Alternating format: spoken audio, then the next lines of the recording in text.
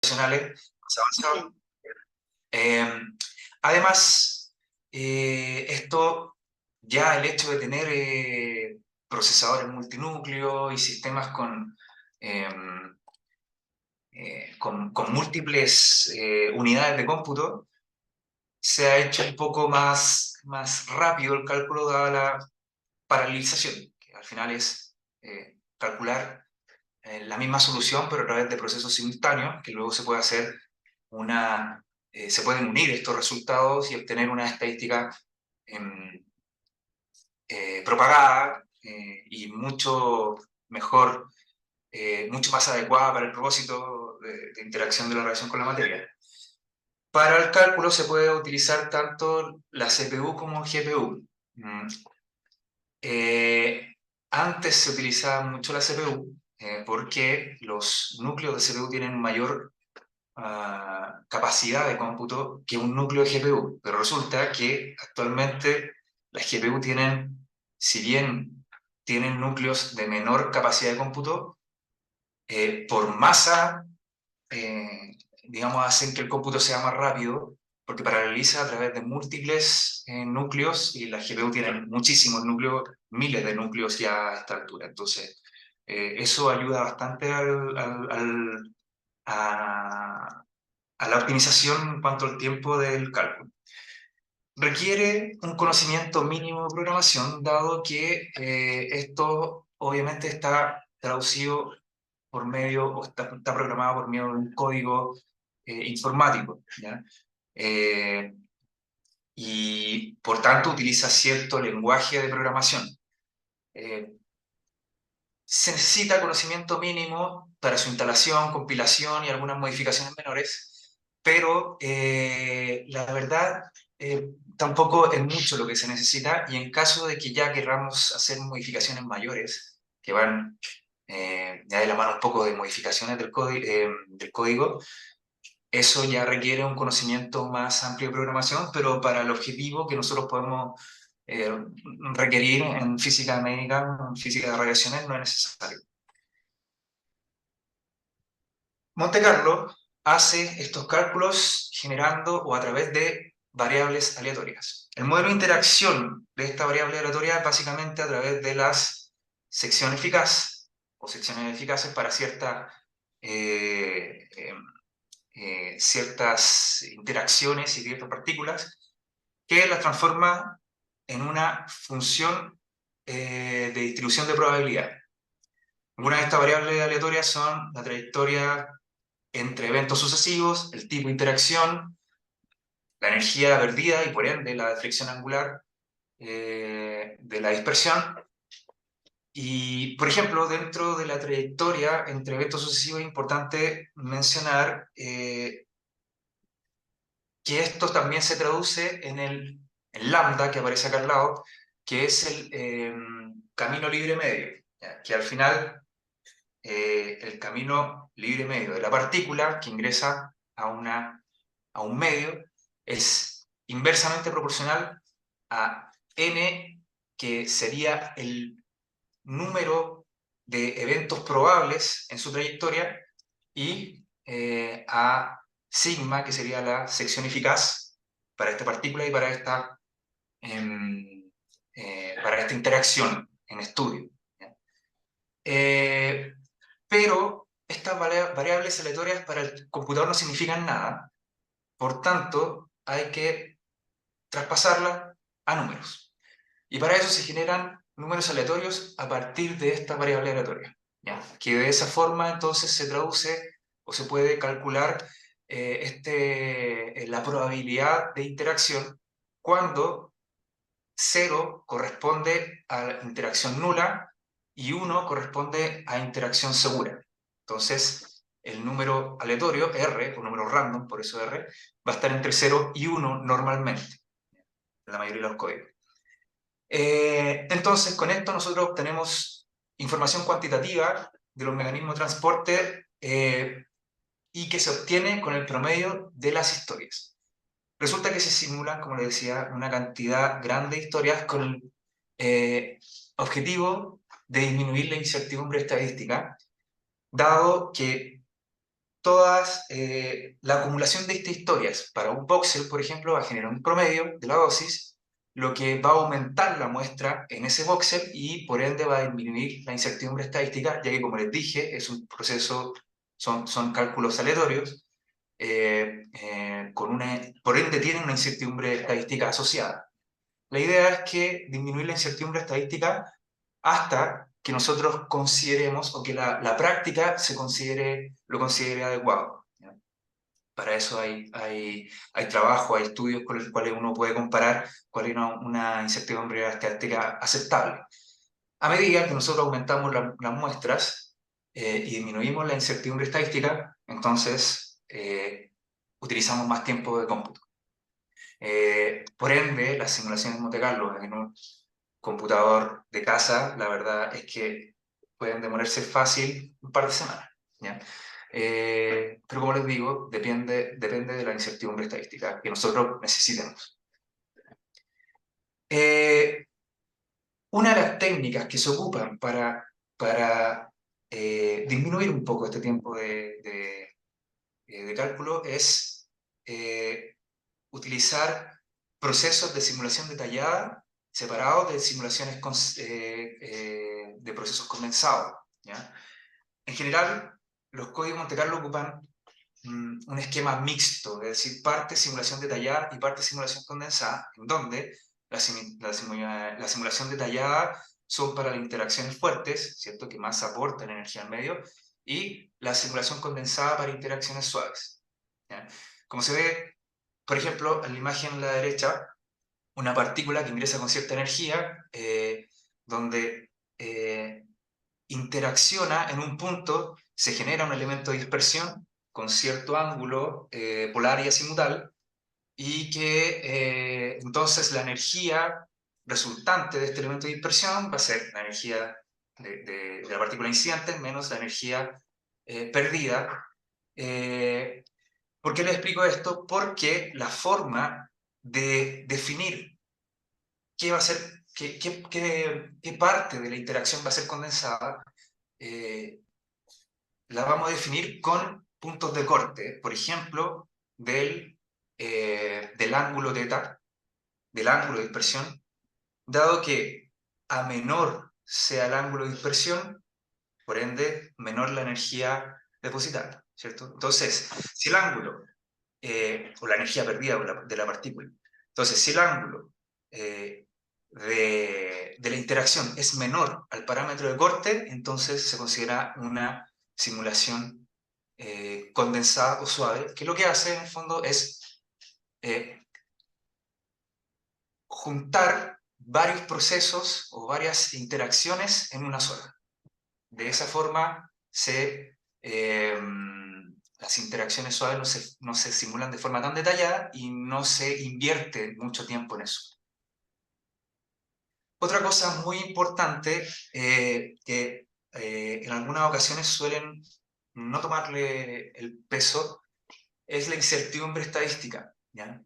Es importante siempre mencionar o tener muy claro cuál es la incertidumbre estadística de los cálculos que uno está realizando en Monte Carlo, que generalmente, por ejemplo, para cada voxel está determinado por una normal o una gaussiana, que se describe en general por los resultados en un intervalo de confianza de 2 sigma o 3 sigma normalmente, ¿ya? Es raro que se reporte en sigma. Generalmente se utiliza mucho para reportar la incertidumbre un intervalo de confianza 95% o 2 sigma. Esta imagen que ven ustedes acá abajo, a la izquierda, es una distribución de O sin profundidad, ¿ya? 1D, en un solo eje. Aquí no se ve las barras de error, ¿cierto? Y se ve cierto ruido en esta distribución para cada voxel. Cada punto que se ve algo morado es un voxel. Pero esto no me dice mucho de cuán preciso es si es que yo no tengo la incertidumbre estadística. Ahora, si yo pongo entonces las barras de error, me voy a dar cuenta que la incertidumbre estadística resulta ser bastante grande, insuficiente en este caso, Y por eso vemos estos valores que parecen, o esta tendencia, estos bumps, digamos, que parecen bastante extraños, que en cambio, si nosotros tenemos una incertidumbre estadística mejor, o un error menor, digamos, de más menos sigma, o 2 sigma o 3 sigma, lo que queramos reportar, entonces se ve algo similar a esto, y aquí se puede apreciar la diferencia que teníamos con la anterior, la barra de error, ¿cierto? Por eso que es importante siempre definir la estadística en, en la simulación en Monte Carlo o en los resultados que se obtienen. ¿Ya? En Monte Carlo en física médica puede simular muchas partículas, hay muchas aplicaciones, fotones, electrones, positrones, protones, neutrones, hadrones, óptica incluso, y no necesariamente para radiación ionizante, hay muchas aplicaciones. La estructura básica del funcionamiento de un código Monte Carlo en general parte por la geometría, es decir, se debe definir qué es lo que vamos a simular y cuáles van a ser los materiales, no los materiales, la estructura física de dónde va a interaccionar la partícula que nosotros elijamos como fuente. ¿Ya? Para eso también cada código tiene su propia estructura que hay que definir, y luego se le asignan materiales. Es decir, a cada estructura se le asigna un material X que puede ser, por ejemplo, aquí en este caso a la derecha es un cabezal de un acelerador lineal con su colimador primario, que puede ser probablemente tungsteno, después los colimadores de campo, y luego todo el resto aire, y luego más abajo probablemente va a haber un medio de agua donde va a interactuar la radiación resultante después de este campo de tratamiento. ¿Ya? Todo eso se debe describir. Y en el archivo de entrada, en el archivo input, donde se dan las instrucciones para la ejecución del código, entonces va la instrucción de la fuente, si va a ser electrones, protones, fotones, etc. Los parámetros de transporte de estas partículas dentro de los materiales que ya definimos. También se pueden aplicar técnicas de reducción de varianza para lograr una estadística mejor en menor tiempo. Sin la aplicación de reducción de varianza, la verdad es que el proceso es muy ineficiente en cuanto a tiempo, en cuanto a costo de tiempo. Por tanto, casi siempre, si no siempre, diría yo que se utiliza algún método de reducción de varianza o algún método de optimización para disminuir el tiempo. Y luego obtenemos resultados y análisis o los archivos de salida, que es donde vamos a tener todo lo que nosotros necesitamos para hacer un análisis correspondiente. Rápidamente, los principales códigos utilizados, algunos principales códigos utilizados en física médica respecto a Monte Carlo, cada uno tiene su propia forma digamos, de ser programado, su propia forma de su funcionamiento. Sin embargo, el principio es bien similar entre todos. Algunos simulan más cantidad de partículas, otros son más limitados, pero los que ven ustedes acá suelen ser de propósito general. El primero que les voy a nombrar es EGS, o Electron Gamma Transfer Code System. De propósito general, está basado en lenguaje Mortran, que es una inyección de Fortran. Puede simular desde algunos keV hasta giga electron volt. Se desarrolló una toolkit o una extensión de EGS NRC que con esto empezó a tener mayor desarrollo en baja energía, porque antes era prácticamente para assets de alta energía, pero se empezó a desarrollar luego el código con varios aportes para bajas energías con AGS NRC para llegar a los kilovolts y simular el sistema. También ocupa historias condensadas dentro de su proceso de cálculo. Dentro de las interacciones que simula está Been-Strahlung, aniquilación de positrones, escáter de partículas cargadas con el núcleo, ionización por electrones, Rayleigh, coherent, efecto fotoeléctrico, Compton o incoherent, y también producción de pares. MCMP es otro código, a la derecha es una geometría de una fuente de yodo 125, utilizada en braquiterapia, de baja tasa. Con el diseño, la geometría, a esto me refiero con las diferentes geometrías que se pueden hacer y las trayectorias, digamos, las partículas que emergen de la fuente. Simula neutrones, fotones, electrones, positrones, protones, iones desde un kb hacia arriba. También fotoeléctrico, Compton, Thomson como efecto coherent, producción de pares y reacciones fotonucleares, y también, al igual que los otros códigos, ocupa historias condensadas. Como les dije, la mayoría de los códigos ocupan este mecanismo de historias condensadas. Penélope es otro código también algo más limitado en cantidad de partículas que simula. Está programado en Fortran, simula fotones, positrones y electrones. Hay una extensión que se llama PEN-H, que es para simular protones, pero como ven, es más limitado en cuanto al tipo de partículas que simula. Y simula desde energía 50 electron volt hasta 1 giga electron volt. Simula Rayleigh, fotoeléctrico, Compton, producción de pares, y también ocupa este esquema mixto de simulación detallada con simulación historias condensadas. A la derecha es un ejemplo de resultados que se pueden obtener con Penélope de 2 sin profundidad. Y esto es lo que les decía, en el caso del programa principal de Penélope, que se llama PenMain, el reporte de la incertidumbre digamos, del promedio para cada voxel, n es la cantidad de historia, del promedio de energía depositada en cada voxel,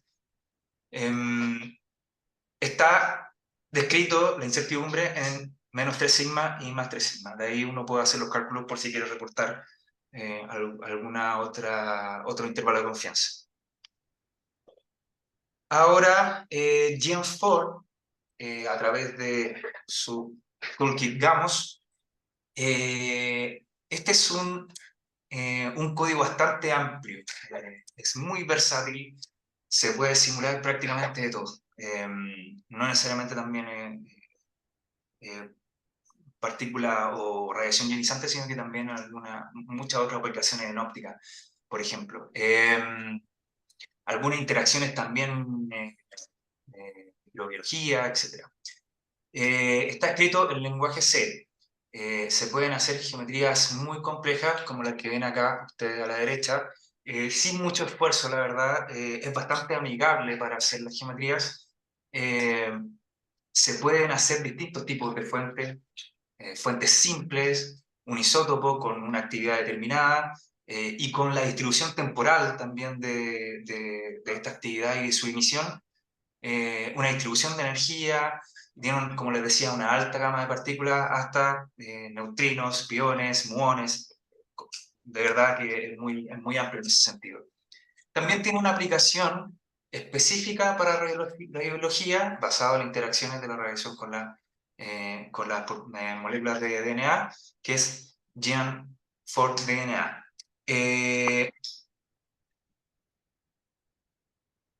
Existe una aplicación específica para el blindaje desde el punto de vista del interés de protección radiológica, con una física detallada para este propósito, que incluye las partículas de interés o múltiples partículas de interacciones de interés para blindaje. ¿Ya? Se pueden además crear detectores muy fácilmente sean puntuales o volumétricos y obtener también magnitudes de interés, protección radiológica, como por ejemplo HP asterisco. Se pueden también obtener estudios de activación de partículas en el medio y tienen múltiples opciones de histogramas de salida. Víctor luego le mostrará algo de lo que hemos estado trabajando últimamente con este código y con esta herramienta, digamos, para protección radiológica o para aplicaciones de protección radiológica, específicamente con neutrones. Ahora los dejo con Víctor.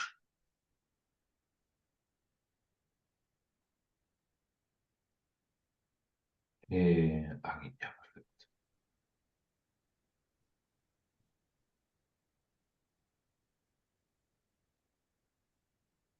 Bien. ¿Se ve la presentación, cierto? Sí, Víctor, todo ok. Ya, sí. Bueno, siguiendo lo que comentaba Rodrigo, yo voy a hablar un poco de qué nosotros hemos encontrado en nuestra experiencia respecto de los desafíos de realizar simulaciones de Monte Carlo, un poco contarles de cuáles son las técnicas que al menos en general son más comunes o más utilizadas para poder optimizar los procesos de simulación y de cómputo. Al final voy a mostrarle algunos ejemplos de los trabajos, de las experimentaciones que hemos estado realizando con Rodrigo. Bueno, uno de los principales desafíos dentro de la simulación de Monte Carlo es poder, una idea que puede ser muy atractiva, muy interesante, relevante, tener una muy buena justificación respecto de su importancia, a veces implica un tremendo desafío para poder implementarlo, sobre todo en lo que respecta a los recursos informáticos, principalmente esto referido a los tiempos de cómputo de CPU. ¿Ya? Porque mientras uno, si tiene más geometría, si necesita más salidas de datos, si hay más diferencia de medios en donde vamos a simular la interacción de las partículas, todo eso implica más y más recursos de tiempo de cómputo y eso no tiene que ver, o sea, y eso es exponencial, no es lineal. Entonces, si uno quiere llevar a cabo un experimento, uno tiene que pasar por un proceso de depuración y necesariamente utilizar las herramientas que se han descrito y que la mayoría de los códigos tienen implementadas, eh, y otras que uno puede implementar conociendo un poco cómo operan para poder hacer eficiente el hardware con el cual uno dispone y poder tener una incertidumbre estadística aceptable y en definitiva cumplir el objetivo que uno se ha propuesto en su experimentación o en su investigación. Entonces, algo muy relevante es ponderar muy bien la definición del objetivo del experimento en función de los recursos informáticos disponibles. Para poder, también los códigos traen herramientas que permiten, no todos, pero por ejemplo, Gamos y Anfor trae una herramienta que a uno puede de alguna manera ir estimando el tiempo de cómputo que va a necesitar para obtener una buena estadística del experimento, del setup geométrico que uno ha establecido en su investigación. Eh, entonces, eso es muy importante. También, yo creo que algo relevante, menos es más. Siempre, al menos en nuestra experiencia, es conveniente comenzar con simplificación en la geometría. Uno a veces, al menos a mí me pasó, tiende a ponerse un poco ambicioso respecto de lo que quiere reproducir en un setup geométrico para hacer cierta experimentación con cierto tipo de partículas. Eh, y claro, en el fondo hay muchas geometrías que eventualmente uno puede construir, pero que no necesariamente van a ser necesarios o van a tener una interacción significativa con las partículas para el objetivo que yo me planteaba en mi investigación. Entonces también es muy importante cuando uno va a establecer las condiciones geométricas, simplificarla lo más posible, sin obviamente sacrificar el objetivo que uno se ha planteado. Otra cosa importante es definir a priori cuáles van a ser los campos de irradiación, cuáles van a ser las partículas primeras que yo voy a utilizar, cuáles van a ser las partículas secundarias que a mí me van a interesar en mi objetivo y en ese sentido también definir rangos de interés desde el punto de vista energético. Porque en el fondo, si uno no hace una acotación en eso, bueno, los códigos traen ciertos puntos de corte hasta dónde se va a seguir simulando, pero muchas veces esos puntos de corte son bastante generosos. Entonces, las partículas se van a simular y interacción tras interacción y todos esos productos de cada interacción también van a tener sus simulaciones hasta que eh, la pérdida de energía sea al punto de corte que está definido por defecto. Sin embargo, muchas veces, de acuerdo al objetivo que uno se ha planteado en la experimentación, no necesariamente tiene que llegar a esos puntos de corte de pérdida de energía, sino que los puntos de corte pueden ser mucho mayores. Y eso optimiza importantemente el tiempo de cómputo, tiempo de CPU. Y lo otro también muy relevante que yo creo que uno tiene que tener en cuenta a la hora de iniciar una experimentación de este tipo es minimizar la salida de datos en función del propósito experimental. Claro, a uno le gustaría una serie de datos así lo más verboso posible, histogramas de distintos tipos, pero muchas veces no sé, pues si yo quiero sacar el ángulo teta de las partículas secundarias que interactúan con cada geometría que tengo, a lo mejor no sirve puede ser muy interesante, pero no tiene que ver con el propósito o el objetivo de mi investigación o de mi experimentación. Entonces hay que tenerlo súper claro para optimizar lo que más se pueda los recursos informáticos con los cuales uno dispone para hacer esta experimentación. Es cierto que muchos años atrás, en realidad, si uno no disponía de un clúster, era prácticamente imposible hacer un experimento de simulación Monte Carlo con algún computador de uso doméstico o de uso laboral no tan sofisticado.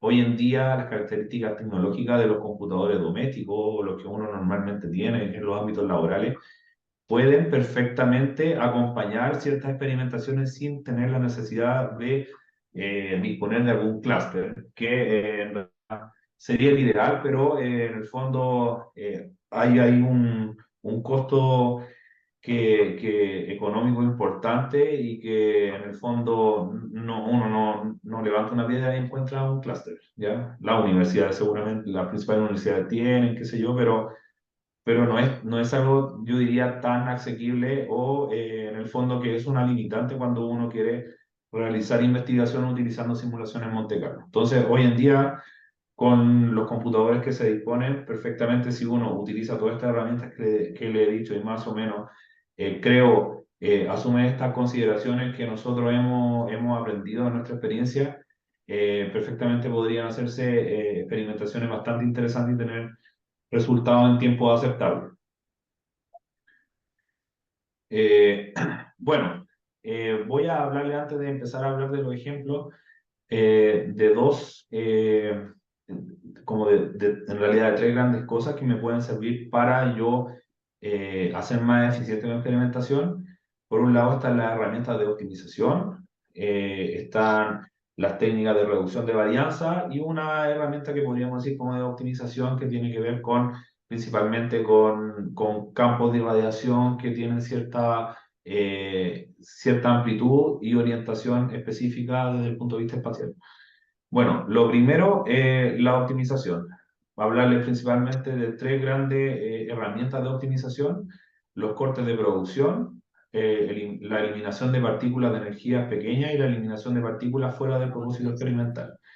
Las técnicas que voy a mencionar ahora están basadas en la experiencia que nosotros hemos tenido utilizando simulaciones con la aplicación GAMOS, que utiliza el código de Monte Carlo GM4.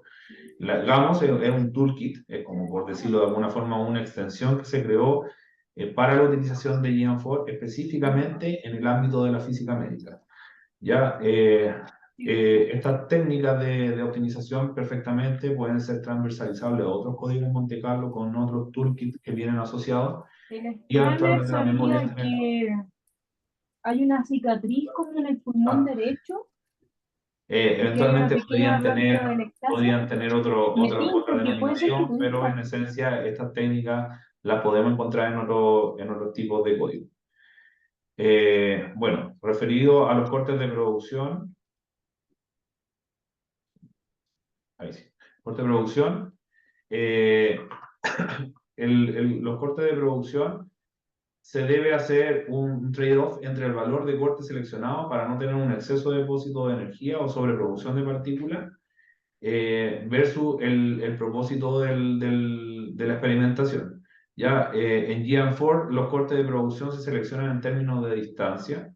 Eso quiere decir, no se crea un electrón o un fotón, por ejemplo, como partícula, sino va a viajar más allá de la distancia que ha sido seleccionada como corte de producción. ¿Ya? En general, un valor de corte alto significa que no se generan partículas de alta energía y su energía queda como depositada en el paso previo. Se debe tener siempre precaución de no seleccionar valores de corte que sean demasiado elevados o demasiado bajos, porque podríamos sacrificar el propósito de nuestra experimentación. El segundo herramienta de optimización es el eliminar partículas de energía pequeña que no van a aportar al propósito de la experimentación. Esta es una técnica de optimización alternativa o complementaria a los cortes de producción. Se refiere a eliminar o matar o kill muchas veces, que se utiliza mucho en el lenguaje, en las personas que aplican técnicas de Monte Carlo, partículas que van a tener energía pequeña. Al matarlas, las partículas no viajarán más allá del rango de interés, y esto es útil cuando se hacen estudios dosimétricos con geometría sensitiva, en donde las partículas tienen una muy baja probabilidad de alcanzar el volumen de interés. Entonces, se inicia la simulación de las partículas, y, por ejemplo, en el caso de Gamos y Danforth, tienen algunas herramientas que cuando las partículas tienen energía muy pequeña, y tienen baja probabilidad de alcanzar el detector, por ejemplo, que yo he creado dentro de un espacio, en una geometría determinada, simplemente se eliminan para no invertir tiempo ni recursos de cómputo en simular cada una de esas interacciones, cuando en realidad no va a aportar al depósito de dosis en el detector donde yo voy a estar cuantificando la dosis absorbida, por ejemplo. Y la tercera herramienta de optimización es eliminar partículas fuera del propósito experimental. Y esto es muy similar a lo anterior, pero, por ejemplo, es como que si yo voy a hacer un experimento en donde me interesa saber la dosis depositada por neutrones en un cierto setup experimental. Sabemos que los neutrones se van a generar con ciertas interacciones, con cierta energía, pero también hay otra serie de partículas que van a ser generadas además de los neutrones y que eventualmente también podrían, por ejemplo, depositar dosis en un detector. Pero sin embargo, como a mí no me interesa, yo voy y mato todos los tipos de partículas que no son de interés. Por ejemplo, eliminar neutrinos en el caso de estudio de decaimiento radioactivo, eliminar electrones donde se pretende registrar neutrones o donde se pretende registrar fotones solamente como depósito de dosis. Eh, electrones generados fuera del volumen que va a funcionar como detector. Y eso es un gran grupo de herramientas que en el fondo nos sirven para hacer más eficiente nuestra simulación. Otro grupo son las técnicas básicas de reducción de varianza. Ya la reducción de varianza son técnicas que sirven, que sirven la misma precisión de la obtenida para una simulación Monte Carlo, mientras se reduce el tiempo de cómputo o de CPU, pero sin introducir sesgo en el resultado. Habitualmente, el criterio para medir la ganancia de la reducción de varianza es la eficiencia, definido como el tiempo de CPU por el cuadrado del error o la variable de interés. Hay muchas técnicas de reducción de varianza. La mayoría de los códigos de Monte Carlo traen al menos una o dos técnicas de reducción de varianza. Y yo aquí enlisté y les vamos a hablar brevemente de las principales, las más utilizadas, ¿ya?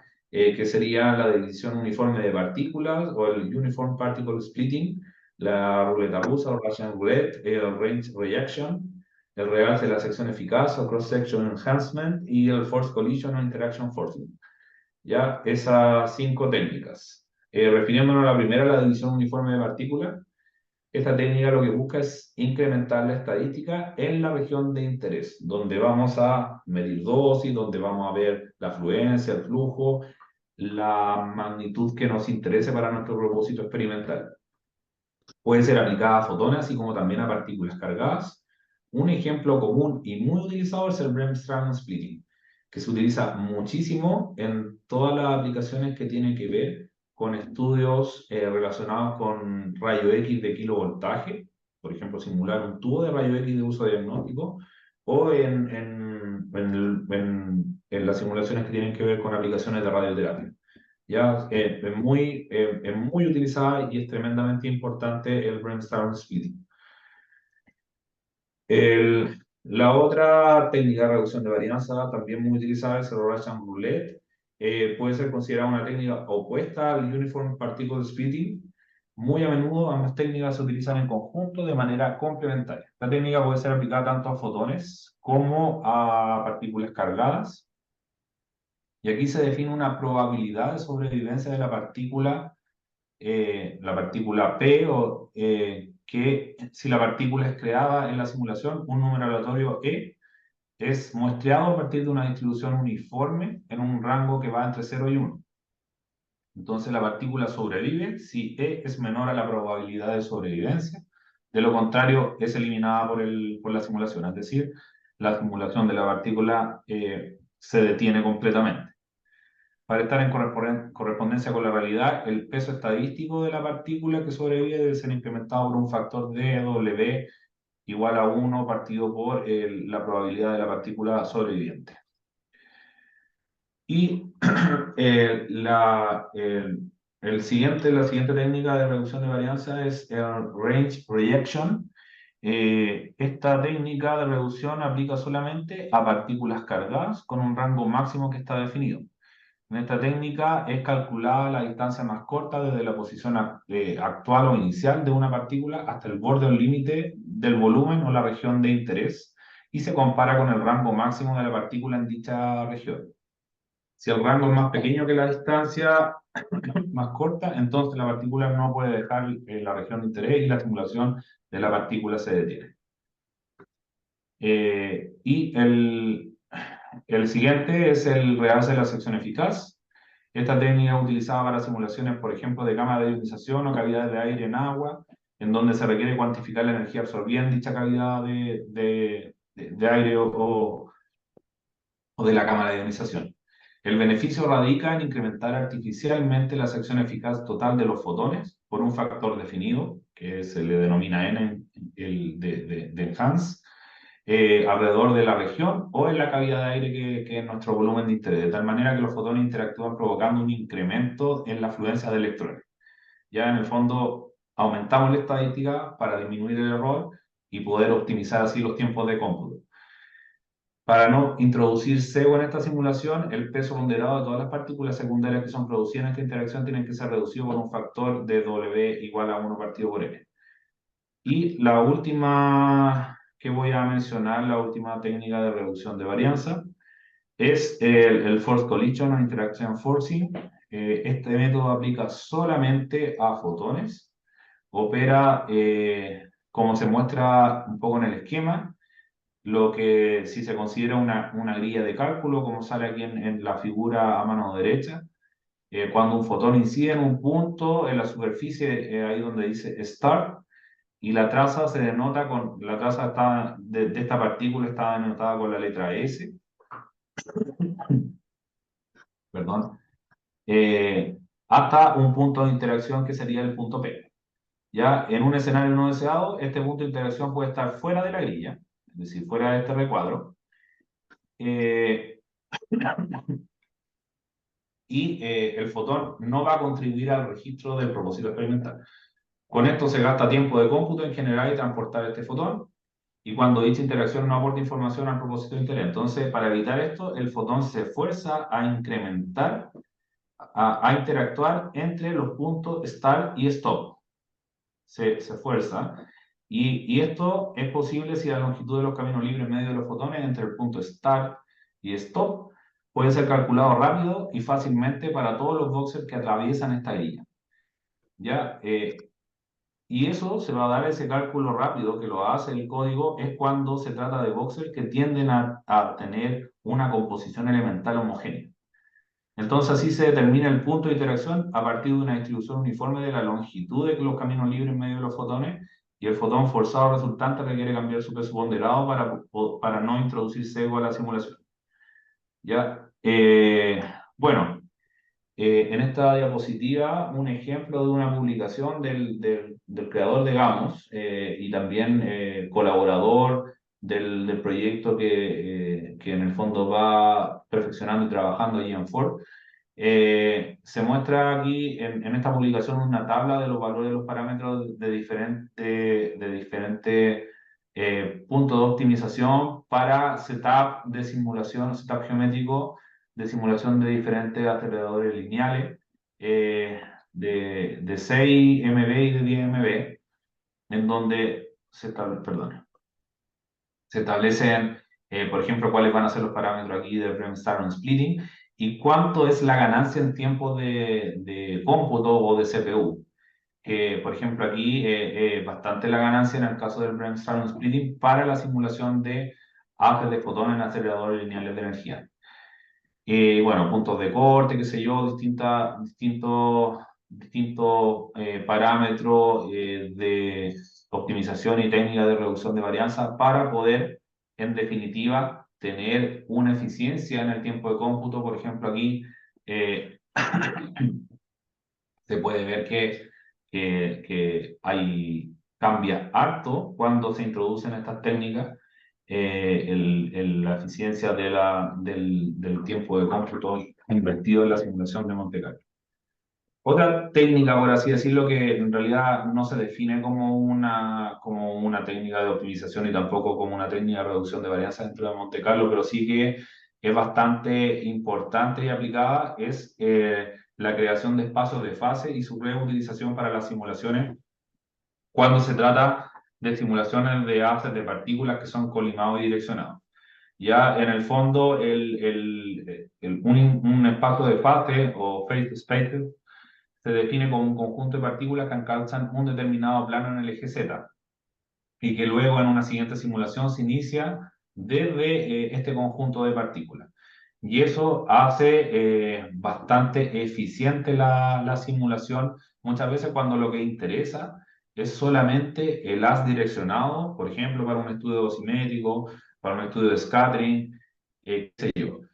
Eh, Aquí en esta imagen, corresponde a una simulación que hemos realizado nosotros, en donde tal vez no se alcanza a pensar muy bien, pero hay un setup geométrico de un cabezal de un acelerador lineal, en donde se creó un espacio de fase eh, en el cual las partículas primarias fueron electrones desde el blanco.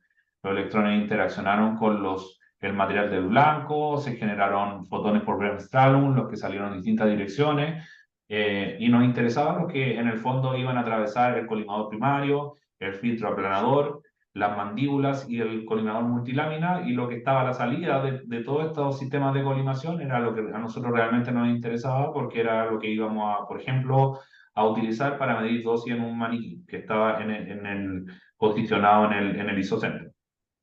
Entonces, lo que se hizo aquí, se escribió un espacio de fase lanzando electrones y se escribió en este plano del eje Z, que el eje Z va de arriba hacia abajo, eh, y en ese plano del eje Z se escribió el espacio de fase y luego se utilizó en una simulación. Y es por eso que en el fondo se ven aquí, lo que se muestra en verde son las trazas de los fotones, que aparecen como ahí de la nada de ese nivel o de ese nivel del plano Z, y se generan desde ahí hacia abajo, y claro, el resto son scattering nomás los que se van hacia arriba.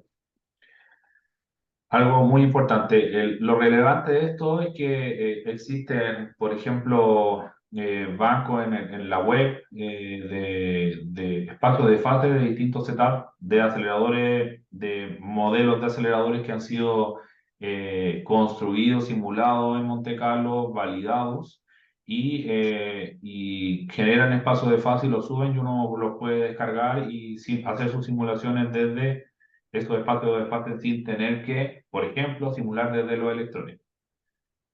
Se ahorra todo ese tiempo de cómputo eh, en un propósito experimental.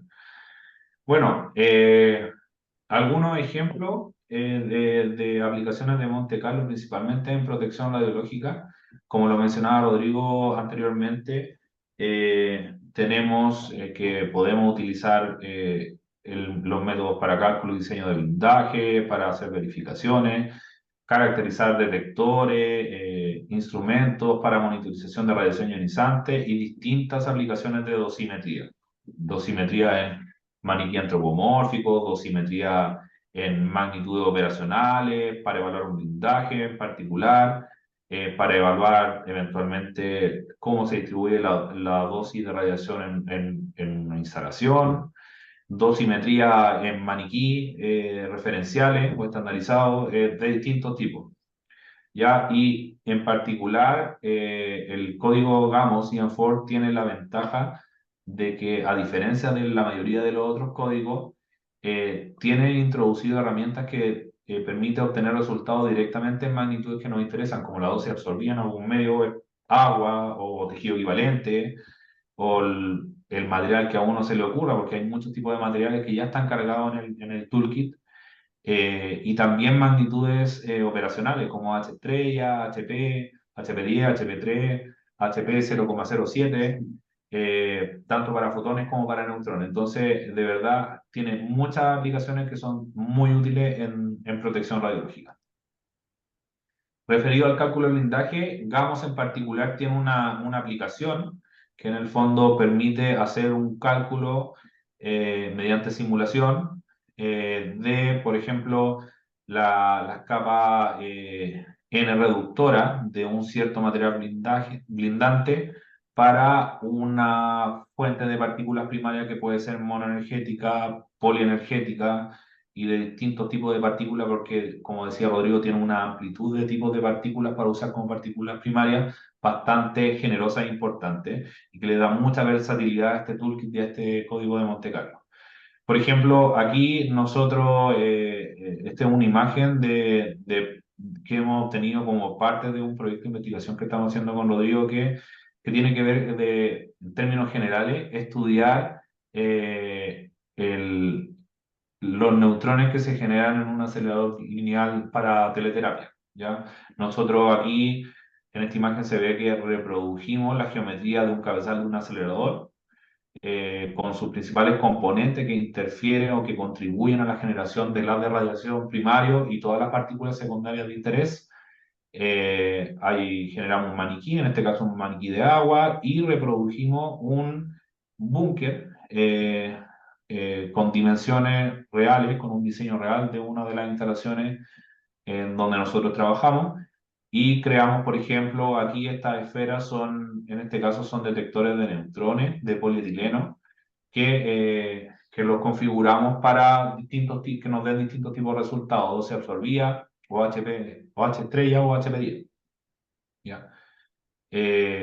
Bueno, esto es una visión aérea. También nosotros no solamente creamos las paredes, la puerta de plomo, el laberinto, sino que también las losas y los anillos primarios propios de este tipo de instalaciones. Eh, Otro ejemplo que es bastante interesante, y con esto también tenemos varios ideas y proyectos andando con Rodrigo, tiene que ver con caracterizar detectores e instrumentos para monitorización de radiación ionizante, y también realizar estudios dosimétricos con equipos de kilovoltaje.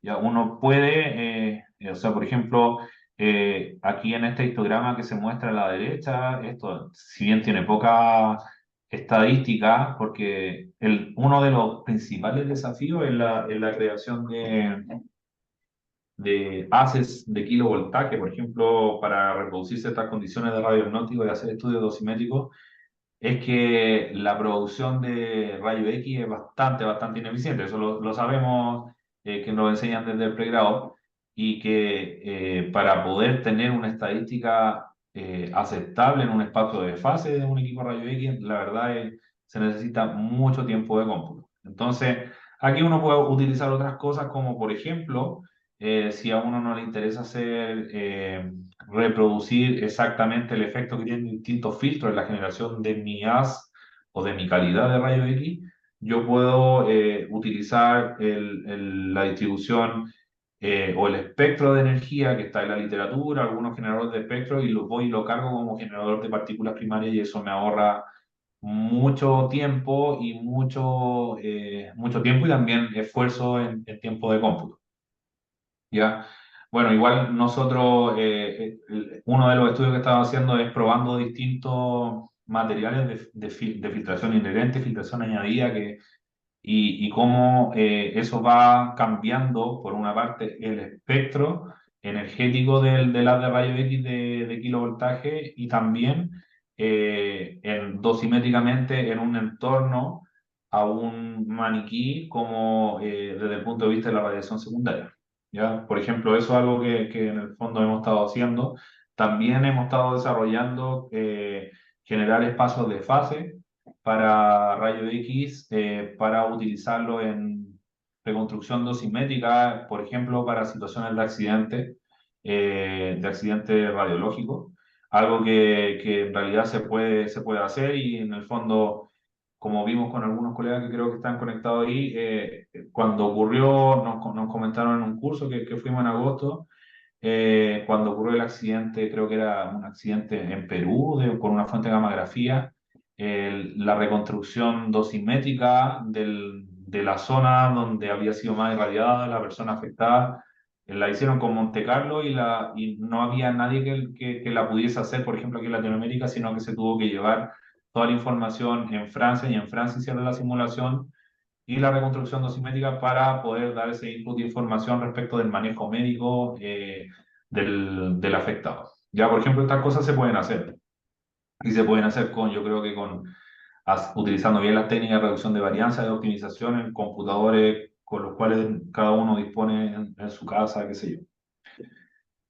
Eh, Aplicaciones de endosimetría, y aquí muchas cosas. Nosotros, por ejemplo, como les contaba, estamos trabajando, analizando principalmente los neutrones generados en un acelerador de alta energía, pero también para poder nosotros validar nuestros datos, también tenemos que validar nuestro setup del acelerador y eso implica hacer validaciones dosimétricas con fotones. Entonces, si validamos con la dosimetría en un maniquí con condiciones de referencia y lo comparamos con un acelerador de las mismas características y tenemos un error aceptable, en consecuencia podemos utilizar ese setup y considerar válidos también todos los otros tipos de resultados dosimétricos que podemos obtener a partir de los neutrones. Entonces, podemos obtener dosis en profundidad en un maniquí, podemos en este caso esta imagen, como lo voy a mostrar un poco más adelante en un trabajo que presentamos recientemente en el Congreso de la Sofimech. Esta es la distribución de dosis en el aire, dosis absorbida en aire, en el búnker del acelerador lineal. ¿Ya?